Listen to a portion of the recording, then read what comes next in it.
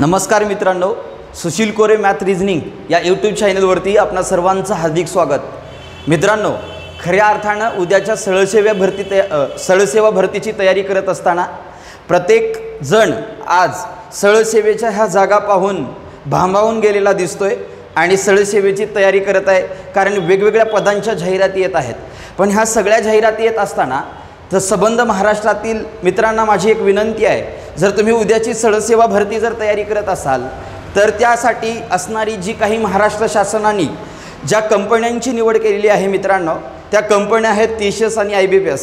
दादा, जर खऱ्या अर्थानं TCS आणि IBPSच्या मुळाशी जायचं असेल तर आतापर्यंतच्या SSCच्या ज्या परीक्षा होतात त्या TCS घेतात आणि IBPS सारख्या ज्या काही IBPS असेल ते बँकेच्या एक्झाम घेतं, IBPS क्लर्कच्या एक्झाम घेत असतं, जे की बँकेशी निगडीत आहेत।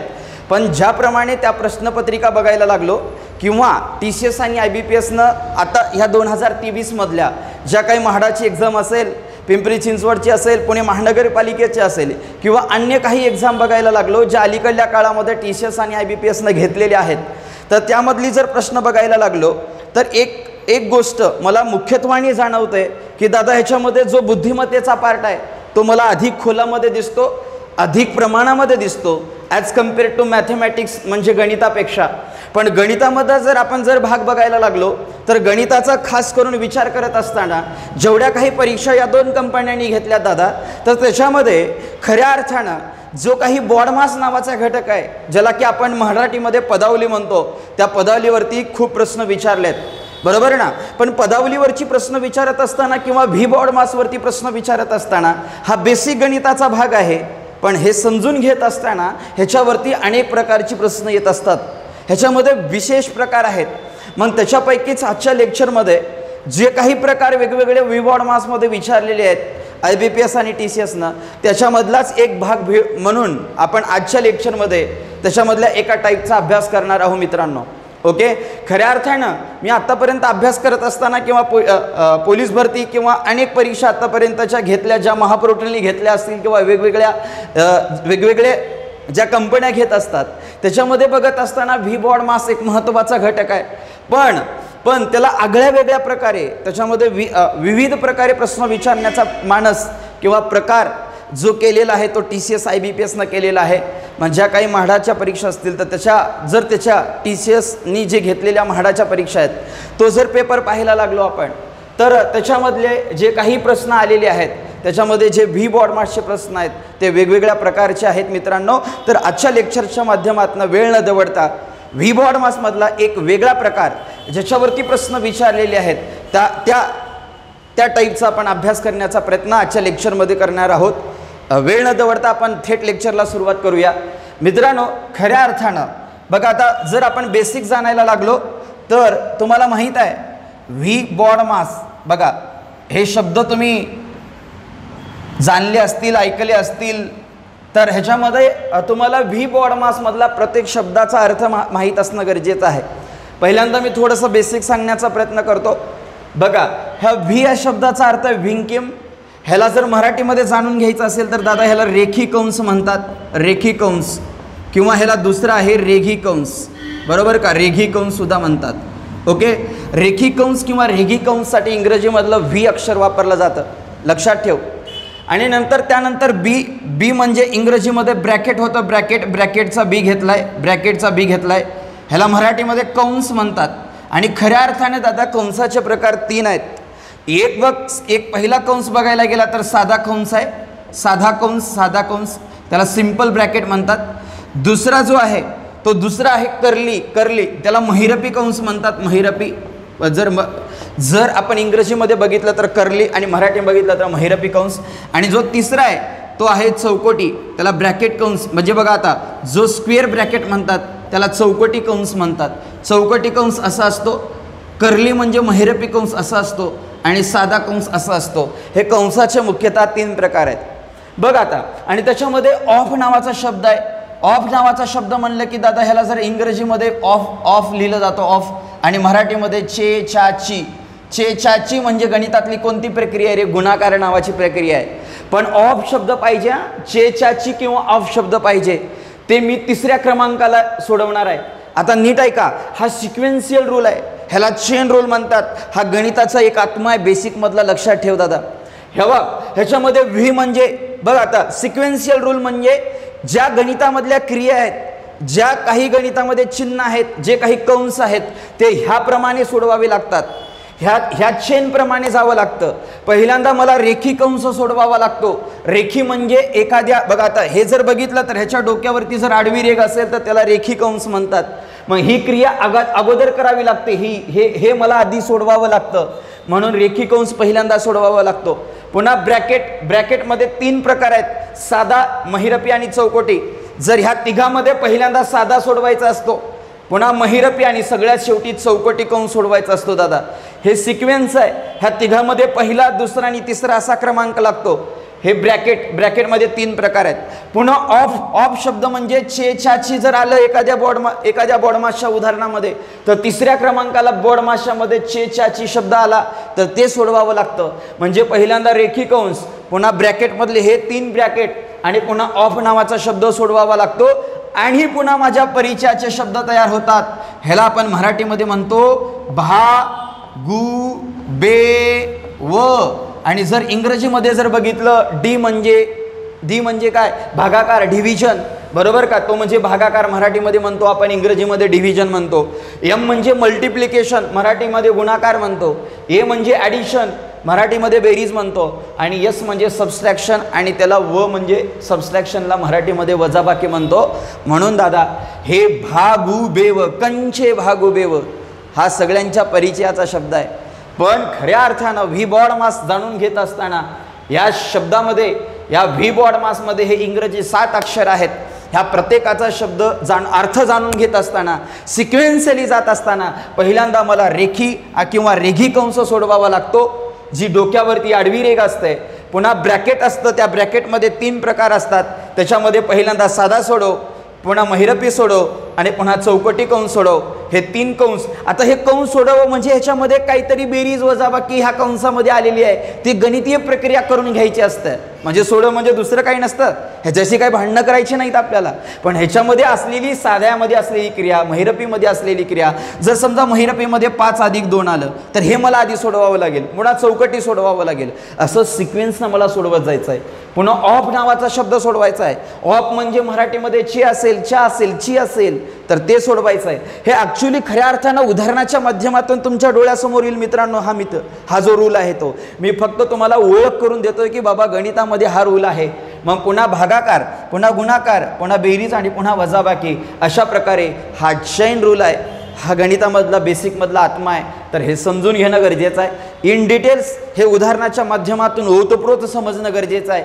पण ह्या नियमाला धरून दादा आपण आज एक प्रकार बघतोय जो माझ्या TCSनं म्हाडामध्ये विचारलेला आहे, IBPSनं सुद्धा विचारलेला आहे. तर आपण थेट आता आजच्या प्रकाराकडे जाऊया आणि त्याच्यामधलं पहिलं उदाहरण बघूया. हे महत्त्वाचं आहे, हे चेन रूल आहे. हे पुन्हा वेळोवेळी तुम्हाला आता एका प्रत्येक टाईपमध्ये याची उजळणी होईल. त्याच्यामधला आपण पहिला प्रकार बघूया. चला, आता हे तुम्ही लिहून घेतलं असेल. चला बघा रे, हे प्रत्येकाला माहीत असणं गरजेचं आहे कारण आपण लहानपणापासून शिकलोय. ओके, व्ही बॉड मास. ओके, चला रे, आता बघा उदाहरण काय सांगितलंय. बघा आता थेट उदाहरण न विचारण्याऐवजी हा पहिला टाईप सुरुवात करतोय कारण ह्याच्यावरती खूप प्रश्न विचारलेत. बघा काय प्रश्न आहे. दिलेल्या 2 चिन्हांची आणि 2 अंकाची अदलाबदल केल्यानंतर दिलेल्या समीकरणाचे मूल्य किती असेल. दादा इथं काय म्हटलंय बघ तुला, इथं काय 2 चिन्हांची अदलाबदल केली. अदलाबदल या शब्दाचा अर्थ काय आहे. अदलाबदल म्हणजे काय रे, तू माझी जागा घे, मी तुझी जागा घेतो, म्हणजे इंटरचेंज करायचं आहे, बरोबर का. म्हणजे काय करायचं आता इथं, काय करायचंय. इथं बघा, इथं कोण कोण आहे, चिन्ह म्हणा. आता पहिल्यांदा चिन्ह म्हणल्यानंतर इथं अधिक आहे. मग अधिकच्या अदलाबदल करणे म्हणजे अधिक आणि वजांची अदलाबदल करायचं आहे. म्हणजे जिथं अधिक असेल तिथं कोण येणार आहे रे, वजा येणार आहे. आणि जिथं वजा असेल तिथं कोण येणार आहे रे, अधिक येणार आहे. म्हणजे अधिक वजाला म्हणतो तू माझ्या जागी ये, आणि वजा अधिकला म्हणतो तू माझ्या जागी ये. म्हणजे दोघांच्या जागा बदलतात. आणि हे करायला मला सूचनेमध्ये सांगितलंय. आणि नुसतं चिन्ह नाही तर अंकाची सुद्धा 2 अंकाची अदलाबदल करा म्हणलंय. 2 अंक कोणाची बदल करा म्हणलंय, 3. जिथं 3 असेल तिथं कोण घ्या, 8 घ्या. आणि जिथं 8 असेल तिथं कोण घ्या, 3 घ्या, असं सांगितलं. या 2 अंकाची अदलाबदल करायला सांगितले. ह्या दोघाला सोडून आणि ह्या 2 चिन्हाला सोडून दुसऱ्याची अदलाबदल करायची नाही, कारण तुला सांगितलंय का तिथं? नाही सांगितलं. जेवढं सांगितलं तेवढं करणं गरजेचं आहे. ओके, मग ठीक आहे. चला आता मग कोणत्या समीकरणाचं मूल्य किती असेल, म्हणजे खालील समीकरणाचं मूल्य किती असेल आता आपल्याला काढायचं आहे. चला मग आपण हे जे इथं जी सूचना केलेली आहे त्याच्याप्रमाणे जाऊया. आता बघा रे, प्रश्नपत्रिकेमध्ये इथं गडबड होता कामा नये. इथं असा प्रश्न असेल, बरोबर का? आता ही ऑनलाईन कदाचित एक्झाम असेल. आपली ऑनलाईन एक्झाम सोडवत असताना काही लोकांनी आता ह्याचं कॉम्प्युटरच्या काचावरती सुद्धा शिक्षक भरतीमध्ये उदाहरणं सोडवली जातात, बरोबर? मग ते फास्ट सोडवण्यासाठी तुला आता इथं लिहावं लागेल. बघ आता काय करायचं बघ. हे इथं बघ, 9ची जागा बदलायची का रे? नाही, 9ला तसंच ठेवायचं आहे. मी 9 तसंच ठेवलं. बघ, अधिकला अधिकच्या ठिकाणी कोण येणार आहे? वजा येणार आहे, म्हणून वजा. 3ची जागा बदलायची का? बदलायची. 3च्या ठिकाणी कोण आणायचं आहे? 8 आणायचं आहे.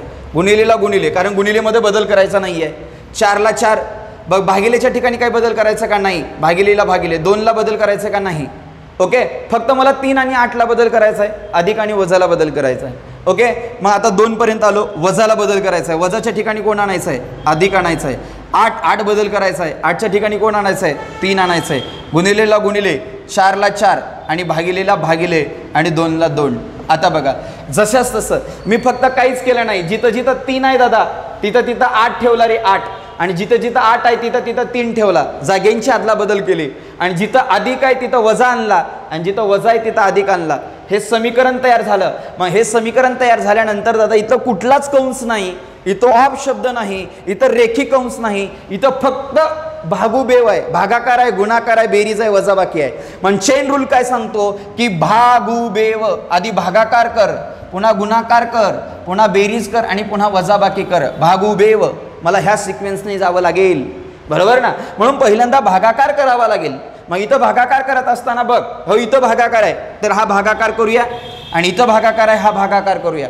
आता लक्षात घ्या रे, आता डोळ्यांनी एका स्टेपमध्ये सुद्धा करता येतं, पण जे सुरुवातीला पहिल्यांदा शिकतायत दादा त्यांनी स्टेप वाढवाव्यात.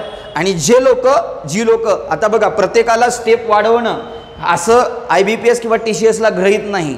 तुम्हाला चांगली डोळ्यांनी उत्तरं काढता आली पाहिजेत. म्हणजे कशी? आता बघा, पहिल्यांदा भागाकार करून घेऊया. हो का, 4/2 किती आलं रे? 2. आणि इथं सुद्धा 4/2 किती आलं रे? 2. ओके, आता बाकीचं तसंच ठेवून द्या. आता बाकीचं काय काय रे? इकडं बघा, हो का, इथं 9 आहे, वजा 8 आहे, गुणिले 2 आहे, अधिक हो का इथं 3 आहे, आणि इथं गुणिले, हो का हे गुणिले इथं 2 आलेलं आहे. ओके, चला आता ह्याचं उत्तर काढूया आपण. पण आता भागाकार करून घेतला, आता पुन्हा गुणाकार करून घ्यायचं. गुणाकार. आता बघा रे, मी स्टेप वाढवतोय दादा, पहिल्यांदा स्टेप वाढवतोय, पण हे अपेक्षित नाही आहे एक्झामिनरला, हे डोळ्यांनी करता आलं पाहिजे. पहिल्यांदा मी स्टेप वाढवतोय. बघा आता हे भागाकार करून घेतला, आता गुणाकार करूया. हो का, इथं गुणाकार आहे, हो का, 9ला 9 वजा 8 दुणे 16, आणि आता बघा रे, अधिक 3 दुणे 6, बरोबर. बघा आता हे इथं 9 आहे, हो, ह्या 9च्या पुढे प्लसचं चिन्ह आहे, ह्या 9च्या पुढे कोणतं चिन्ह आहे? प्लसचं चिन्ह आहे, आणि 6च्या पुढे प्लस आहे. हे प्लसवाले सजातीय पद आहेत. जर सारखे पद असेल, सारखं चिन्ह असेल, चिन्ह समान असेल तर त्यांची बेरीज होत आहे. मग 9 आणि 6ची बेरीज कर. 9 6 किती होतात? 15 होतात, आणि वजा किती आहे? 16 आहे. आणि जर 15 वजा 16 बघितलं तर गणिताचा बेसिक रूल काय सांगतो? जर 15मधून 16 जात नसेल तर 16मधून 15 काढा, म्हणजे मोठ्या संख्येतून लहान संख्या वजा करावी. कारण चिन्ह वेगळे आहेत. चिन्ह सारखे असते तर बेरीज होते, चिन्ह वेगवेगळे आहेत रे. इथं अधिक आहे, इथं वजा आहे, इथं वजा असतं, दोन्ही चिन्ह समान असते तर बेरीज झाली असती. इथं अधिक आहे, इथं वजा आहे, चिन्ह वेगवेगळे आहेत म्हणजे वजाबाकी होते. चिन्ह विरुद्ध असतील, चिन्ह विरुद्ध असतील दादा, व असेल विरुद्ध म्हणजे व येतं तर वजाबाकी होते. आणि चिन्ह समान असतील ना, समान, तर बेरीज होते. हे गणिताचे बेसिक रूल आहेत, बेरीज वजाबाकीचे. म्हणून इथं चिन्ह विरुद्ध आहेत म्हणजे वजाबाकी होते म्हणजे मोठ्या संख्येतून लहान संख्या वजा करावी. 16मधून 15 गेलं, 1 राहिलं, आणि आलेल्या उत्तराला मोठ्या संख्येचं चिन्ह द्यावं. मोठी संख्या कोण आहे? 16 की 15? 16. तिचं चिन्ह कोणतं आहे? मायनस. अरे मायनस देऊन टाक मग दादा, आणि उत्तर काय आलं? -1. म्हणून पर्यायामध्ये जर बघितलं तर -1 इथं आहे, म्हणून पर्याय क्रमांक 1 हे माझं उत्तर आहे. ओके, नीट लक्षात घ्या. इथं व्यवस्थित करणं गरजेचं आहे. इथं सूचना काय दिल्यात हे बघणं गरजेचं आहे. आणि इथं शॉर्टकटनं उत्तर. आता बघ, शॉर्टकटनं करायचं असतं तर तू कसं केलं असतं दादा? आता बघ, फक्त माइंडेड म्हणजे मला नुसतं डोळ्यांनी बघून उत्तर काढायचं असेल तर मी काय केलं असतं, हे का इथं भागाकार तोंडी केला असता 4/2, इथं 4/2 म्हणजे 2 आला असतं, इथं 2. मग इथं गुणाकार केला असता बेत्रिक 6 म्हणजे इथलं 3 आणि इथं आलेला भागाकार 3 दुनी 6, इथं 2 आहे आणि इथं 8 आहे, 8 दुनी 16, हे 16 आणि हे 6 बरोबर का. हे +6 असतं आणि हे +9 म्हणजे 15 आणि हे -16. ओके, असंही बोटावरती करता आलं पाहिजे. हे एक वेळ येते प्रत्येकाला, त्याच्यासाठी ह्याची प्रॅक्टिस लागते दादा, प्रॅक्टिस करावी लागते. मी आता बेसिक प्रमाणे हे उदाहरण सांगितलेलं आहे आणि मला याचं उत्तर भेटतं -1 म्हणून पर्याय क्रमांक 1 याचं उत्तर असेल. ओके एस, अशा पद्धतीने आपल्याला सोडवायचं आहे. आता ह्याच्यामध्ये कोणता कंस नाही, काय नाही, काही नाही, ऑफ शब्द नाही, ब्रॅकेट नाही किंवा रेखी कंस नाही, म्हणून फक्त एवढंच वापरायचं भागू बेव. मग 4च क्रिया आहेत गणितामधल्या, मुख्यतः 4च प्रक्रिया आहेत. त्याच्यामधली पहिल्यांदा भागाकार नावाची प्रक्रिया करायची, पुन्हा गुणाकार, पुन्हा बेरीज आणि पुन्हा वजाबाकी करायचं आहे. ओके चला आता नेक्स्ट प्रश्नाकडे जाऊ. आय होप पहिला प्रश्न झालेला आहे. या ठिकाणी आपण दुसऱ्या प्रश्नाकडे जाऊ. सेम प्रकारचे प्रश्न घेतलेत, एक टाईप बघतोय आपण आजच्या लेक्चरमध्ये. ओके चला प्रश्न क्रमांक 2 बघा रे. प्रश्न क्रमांक 2 बघा मित्रांनो, प्रश्न क्रमांक 2 कडे जाऊया. हे सगळे प्रश्न 2023 मधल्या CSAT मधले आहेत, सॉरी 2023 मधल्या TCS न विचारलेल्या परीक्षेमधले आहेत. चला आपण दुसरा प्रश्न बघूया. आता दुसरा प्रश्न बघा, या ठिकाणी दुसरा प्रश्न बघा रे. बघा दुसरा प्रश्न काय सांगतोय बघा, दिलेल्या 2 अंकाची अदलाबदल केल्यास, बघा रे, दिलेल्या 2 अंकाची अदलाबदल केल्यास बघा, दिलेल्या 2 अंकाची अदलाबदल केल्यावर दिलेल्या समीकरणाचं मूल्य किती असेल. आता बघा 2च अंकाची अदलाबदल करायचं आहे. बघा आता फक्त इथं चिन्ह म्हटलं नाही दादा, फक्त अंक म्हटलं. आणि कोण, 2 आणि 3 म्हणजे 2च्या ठिकाणी कोण येणार, 2च्या ठिकाणी 3 येणार आणि 3च्या ठिकाणी कोण येणार, 2 येणार. म्हणजे जागा बदलायचं, दोघातच जागा अदलाबदल आहे. चल आता वेळ न दवडता बघ. बघा रे, आता या ठिकाणी 2च्या ठिकाणी कोण येणार आहे, 3 आणि 3च्या ठिकाणी कोण येणार आहे, 2 येणार आहे. ओके बघा आता हो का, मी काय करतो 9ला 9 ठेवतो, कारण 9ला बदलायचा प्रश्नच येत नाही. भागिलेला भागिले ठेवलं, कारण चिन्ह पण बदलायची नाहीत राजा. फक्त तुला 2च्या ठिकाणी 3 घ्यायचं आणि 3च्या ठिकाणी 2 घ्यायचं आहे. ओके बघा आता इथं आल्यानंतर 2 आलेला आहे. आता बघा रे, इथून नंतर कोण आला, भागिलेच्या चिन्हानंतर 2 आलेला आहे. ओके या ठिकाणी 2 आहे, मग 2च्या ठिकाणी कोणाला घ्यायचं आहे, आपल्याला 3ला घ्यायचं आहे. म्हणून इथं 3 गुणिलेला गुणिले 5ला 5. आता इथं अधिक आहे, अधिकला अधिक घ्यायचं आहे आणि नंतर 3 आहे, 3च्या ठिकाणी कोण घ्यायचं, 2 अधिकला अधिक 5ला 5 गुणिलेला गुणिले आणि 4ला 4. ओके चला ह्या समीकरणाचं आपल्याला मूल्य काढायचं आहे. बघा आता मी याच्या खाली मांडून घेतलं रे, फक्त 2च्या ठिकाणी 3 घेतला आणि 3च्या ठिकाणी 2 घेतलेला आहे. ओके चला आता पहिल्यांदा भागाकार करावा लागेल. इथं कोणता कंस नाही, व्ही नाही, पुन्हा ब्रॅकेट नाही, बरोबर आहे का, रेखी कंस नाही, ब्रॅकेट नाही, ऑफ नाही. मग आपल्याकडे कोण आहे आता, भागाकार, गुणाकार, बेरीज, वजाबाकी आहे. मग पहिल्यांदा भागाकार करा. 9/3 किती येतं रे, 3. पुन्हा राहिलेलं तसंच ठेवा, गुणिले 5 अधिक 2 अधिक 5 गुणिले 4. ओके चला पुढे सोडूया. चला गुणाकार करा, भागाकार झाला ना, आता गुणाकार करा. 5 त्रिक 15 अधिक 2 अधिक 5 किती 20. बघा आता गुणाकार करून घेतला रे, 5 20 आणि 3 5 15 गुणाकार करून घेतला. पहिल्यांदा भागाकार, पुन्हा गुणाकार. आता सगळीकडे बेरीजच आहे, चला बेरीज करून घ्या रे. 15 आणि 2 17, 17 आणि 20 37 येतं उत्तर. आता 37 म्हणून पर्याय क्रमांक 3 हे ह्या प्रश्नाचं उत्तर आहे. अगदी सोपा प्रश्न होता. म्हणजे इथं काय आहे, अदलाबदल आहे, अंकांची किंवा चिन्हांची अदलाबदल आहे. आणि मला साधा आणि बेसिक गणितला मधला रूल वापरायचा आहे, भागुबेव. बरोबर का, भागाकार, गुणाकार, बेरीज, वजाबाकी. ओके तर या तत्वानुसार याचं उत्तर काढलं तर आपल्याला भेटतं 37. अशा पद्धतीनं हा आपल्याला दुसरा प्रश्न बघायला मिळतो. ओके चला आता आपण तिसऱ्या प्रश्नाकडे जाऊया. बघा अगदी सोपा होता, आपल्याकडे रूल आहे, आपल्याकडे काही नाही आहे. मग नुसतं आपल्याकडे जर समजा नियमाची ताकद असेल, आपलं बेसिक इथं बघा ह्या प्रश्नांच्या माध्यमातून तुम्हाला ज्या काही TCS IBPS असं हे आपलं बेसिक चेक करत असतं. गणित, बेसिक मॅथेमॅटिकल जे कॅल्क्युलेशन असतात ते चेक करण्याचा प्रयत्न या उदाहरणाच्या माध्यमातून होत असतो. मग दादा इथं लक्षात ठेवा, आता बघा दिलेले 2 चिन्ह आणि जर 2 अंकाची अदलाबदल केल्यानंतर खालीलपैकी कोणतं समीकरण अचूक असेल असं विचारलंय. ओके मग इथं जर बघितलं आपण भागिले आणि अधिक या दोन चिन्हांची अदलाबदल आहे. जर अधिकच्या ठिकाणी भागिलेच्या ठिकाणी कोण येणार आहे अधिक आणि अधिकच्या ठिकाणी कोण येणार आहे भागिले. आता इथं बघा रे, इथं 9 आणि 9 इथं थोडीशी प्रिंट मिस्टेक आहे. ओके, इथं जरा टायपिंग मिस्टेक आहे बघा. इथं आहे 8 बरोबर का. इथं 8ची जागा आता कोण घेणार आहे 9 घेणार आहे आणि 9ची जागा कोण घेणार आहे रे 8 जागा घेणार आहे. ओके, म्हणजे 8 आणि 9 यांची अदलाबदल होणार आहे, लक्षात ठेवा. ओके, बघा आता या दोन चिन्हात आणि या दोन अंकात अदलाबदल होणार आहे. आणि आपल्याला विचारलंय दादा, काय विचारलंय, कोणते समीकरण अचूक असेल. आणि इथं समीकरण देत असताना नीट लक्षात ठेवा रे, इथं समीकरण 3 समीकरण दिलेत. अरे आपल्याला वेळ तर कमी आहे आणि IBPS TCS अशा पद्धतीचा आपल्याशी छळ करण्याचा प्रयत्न करतोय. कारण एकाच प्रश्नामध्ये 1, 2 आणि इथं 3 असे 3 आपल्याला काय दिलेले आहेत रे, 3 काय दिलेत समीकरणं दिलेत.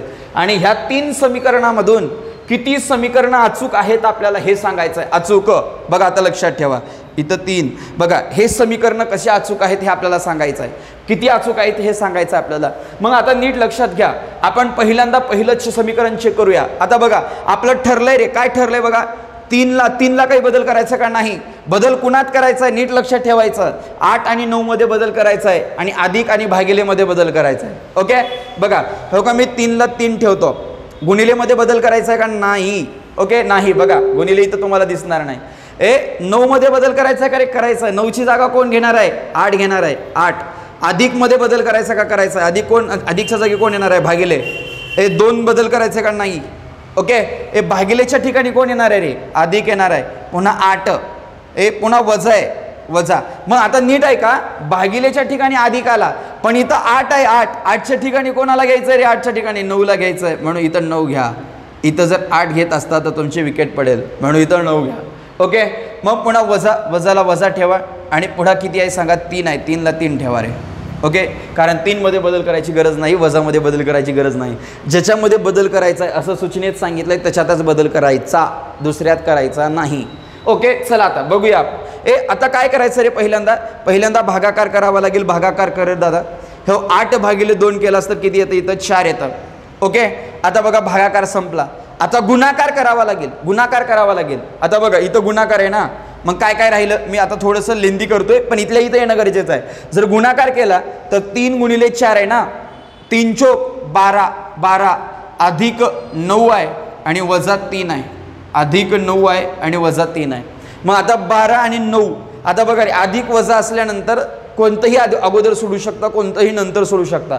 अधिक वजामध्ये तुम्ही कसंही जाऊ शकता, डावीकडून उजवीकडे जावा किंवा कोणतंही अगोदर नंतर सोडवा, हे चालतं. मग मी काय केलं, 12 9 21 मधून वजा 3 केले. उत्तर किती आलं रे दादा, 18 आला. 18. ओके, जर दुसरी बाजू बघितली समीकरणाची, उजवी बाजू, तर मला उत्तर सांगते दादा 21 आहे म्हणून, पण माझं उत्तर काय आले 18 आले. 18 लक्षात ठेवा. मग मला वाटतं हे पहिलं जे काही हे समीकरण आहे, हे पहिलं समीकरण कसं आहे रे, असत्य आहे. कारण माझं उत्तर आले 18 पण त्यांनी दिलं 21 म्हणून पहिलं चुकीचं आहे दादा.